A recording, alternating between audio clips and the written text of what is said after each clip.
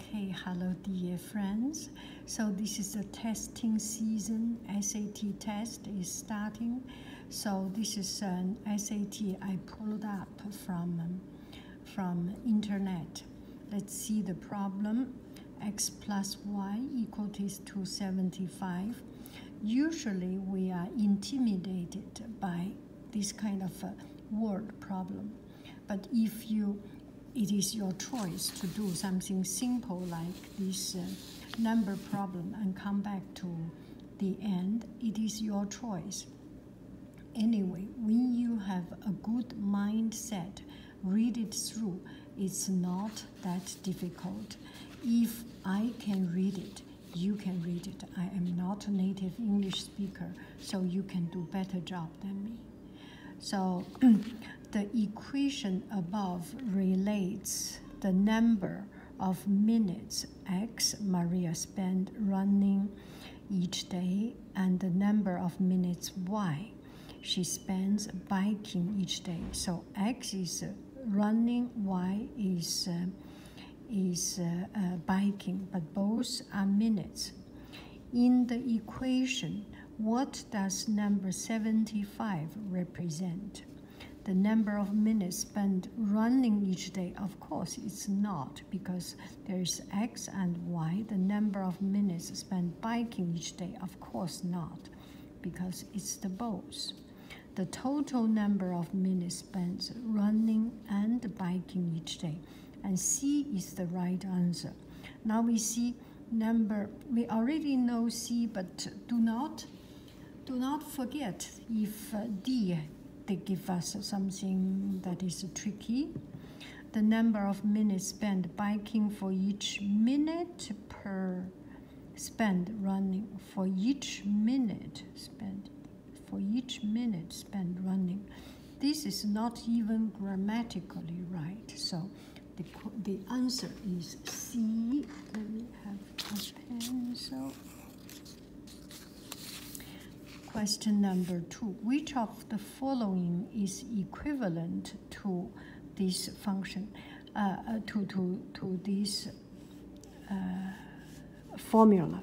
So there is nothing else we can do. We can just open it up and see the result of it. So 3x plus 15 minus 6 equals 3x plus 9. So C is the answer. C is our lucky day today. So it's our lucky number today. Which order pair XY satisfy the system of equations shown above? So when you see this kind of problem, the thing is that you plug in all this number. If it fits, it is right. You can just go ahead without thinking, do it if you are good at numbering. But if you slow down, usually you end up save more time. Something does not make sense, you can see. Half of x, and the result is an integer and is an even number. So x, there is no way x is an odd number. So x is an odd number. We can immediately get this one out of question. And the rest, let's see, 36 and negative 6, 36 and negative 6. It's just too big for the first equation. D is also out of question because we do not need to put in the number. It's already very obvious. It's out of the question. Now leave these two for us to try. 0, y is 3. First is right, and the second 0 and 6. So B is the right answer. We already know.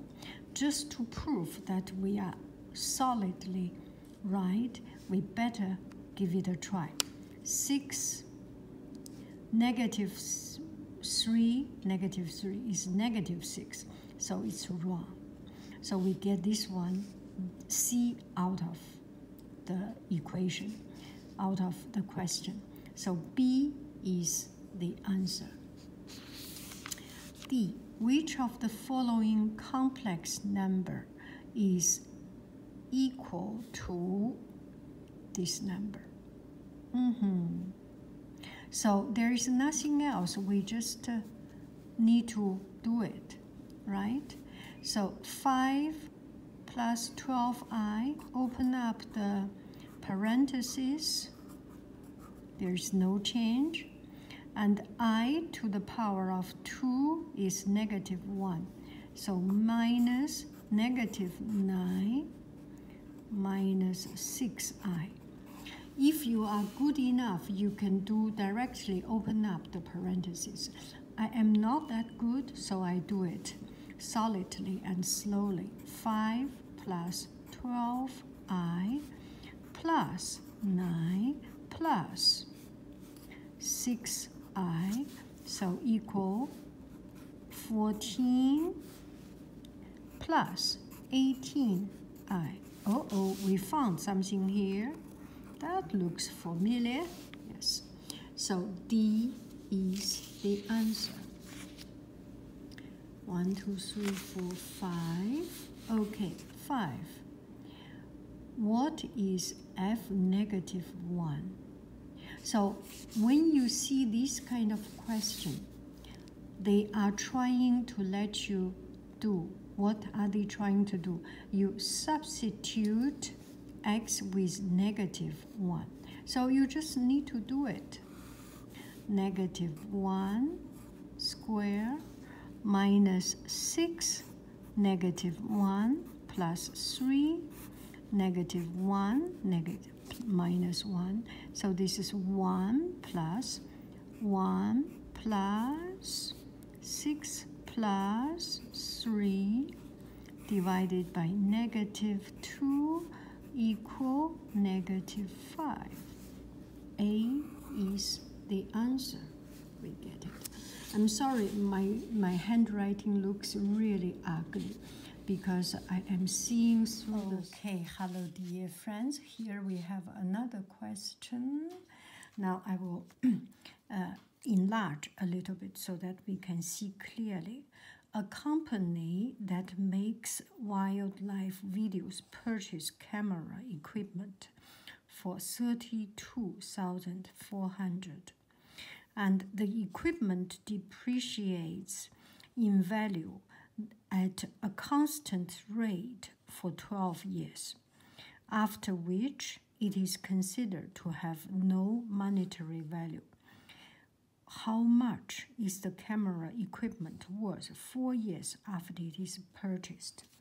So this one, it is very easy that you confuse yourself when you see constant rate. So it's 10% depreciation, and then another year is 10% on top of this 10%, and the third year is 10% on top of this 10%, and then on top of this 10%. This one is not exponential. And this one is something like this. You have a total amount of 32,400, and you divide it into 12 parts.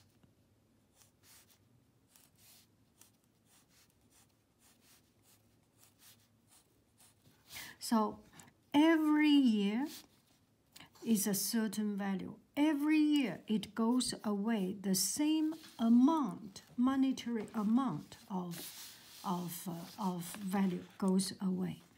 So the total is 1, 2, 3, 4, 5, 6, 7, 8, 9, 10, 11, 12. I do this by proportional, so I am good at dividing this. Okay, so we have this one. The total amount divide into 12 parts. So we can do it. 3,2,400 divided by 12. 24, 84, 47, 48, 27.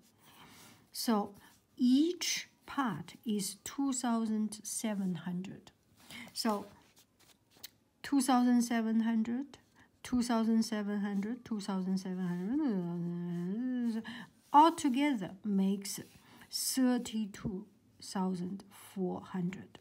So 1 year goes away 1 block. 2 years goes away 2 blocks. 3 years goes away 3 blocks. 4 years goes away 4 blocks. You can use the whole amount minus this 4 years amount. Or you can use another way, since you already figure out each block is how much. What is remaining? The remaining is 8 blocks. 12 years, get rid of 4 years, remaining is 8 years. And 8 years, each year is 2,700. So 2,700 times 8. 7、8、56、26、28、16、21 21,600. Let's see, is there a 21,600? 21,600? That looks familiar, and this is it. Another problem here. Which of the following is equivalent to the expression above? That is easy. That is kind of easy. Okay, x squared, and you need to have a 6x squared. This one has a 6x. This one has, and this one does not have. Both C and D, get rid of it. And, and x plus 3 is x squared plus 6x plus 9 minus 5 is this. So B is the answer. It's a pure calculation. No need to worry too much about it. You just need to work hard on it. Ken is working this summer as part of a crew on a farm. He earned 8 per hour for the first 10 hours he worked this week. Because of his performance, his crew leader raised his salary to 10 per hour. So I first write down $8 per hour, $8 per hour. You better write down the unit because it will help you. Oh, did I write it down? Okay, I shrink it a little bit so that you can see. $8 per hour. You better write it down because it will help at the end. And times 10 hours. And the result is money value. And his crew leader raised his salary to $10 per hour for the rest of the week. Ken saves 90% of his earning from each week. What is the least number of hours he must work the rest of the week to save at least 270 for the week? So 270 is not the whole amount, is 90% of something. So we need to know how much he makes, right? So 90% of the total value is 270, right? So T is 300. Can you figure it out? 0.9 times 300 is 270. Make sense? Right. So, so the whole week he makes 300. And at the very first, he make 8 times 10, that is $80. And then the remaining 300 minus 80, that is 220, right? And 220 at the rate of $10 per hour. divided by 10. So he needs to work at least 22 hours. Okay, that is it. Okay, hello dear friend. This problem might be too much a stretch because it's so long with these tedious words. Marisa needs to hire at least 10 staff members for an upcoming project. The staff members will be made up of junior directors who will be paid $640 per week and senior directors who will be paid $880 per week. Her budget for paying the staff members is no more than $9,700 per week. She must hire at least 3 junior directors and at least 1 senior director. Which of the following system of inequalities represent the condition described if X is the number of junior directors and Y is the number of senior directors? Okay, at least 10 staff number. So X plus Y should be bigger or equal to 10. So 1 out of the question. This one, X plus Y is bigger or equal to 10. This is right. And he must hire at least 3 junior. So bigger than 3. And at least 1 senior, bigger than 1. Oh, that seems right. Oh, no. We are in the bigger than 1. It's all bigger. And that seems right on the equation part. This one is wrong. This one on the equation part is wrong. And we do not even need to see all the rest, the number of 640 or 880, because only the XY, the number of staff, is bigger than, so this one already explained at least. So B is the answer. This kind of problem for you should not be a problem. It should be only a problem for me, who is not native English speaker. And you can deal with it. Easy peasy lemon squeezy. Okay, number 10, ax to the power of 3 cube plus bx squared plus cx plus d equal to 0. In this equation above, a, b, c, and d are constants. If the equation has roots -1, -3, and 5, which of the following is a factor of the above? So if the root is -1, then x plus 1 is -3, no, +3, none of this. B is the answer. Did I explain it? I think this is just feel so natural for us. Then we do not even need to I have hard time to explain it. Okay. Number 11, the expression where x equal bigger than 1 and y bigger than 1 is equivalent to which of the following? Okay, so this one, it means that we need to write it in this one. in a way that is a little bit more readable. X negative 1 y to the power of half x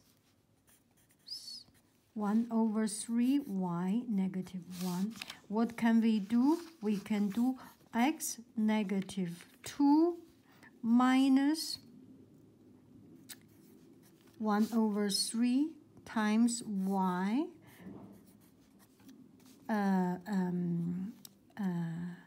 half y to the power of half plus 1. Okay, because this one goes up, and when you move it up, it's just opposite direction of this. So equal x to the negative 3 over, oh no, 3 over 3的6 7 y to the power of 3 over 2. So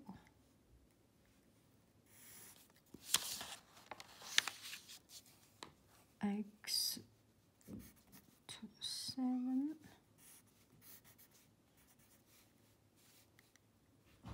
y.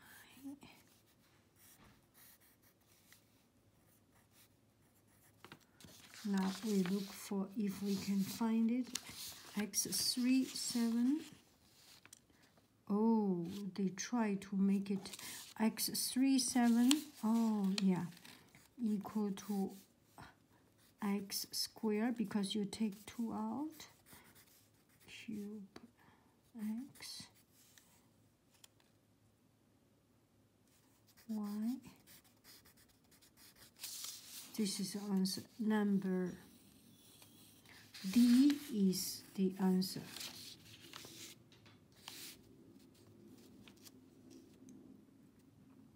Do I make sense?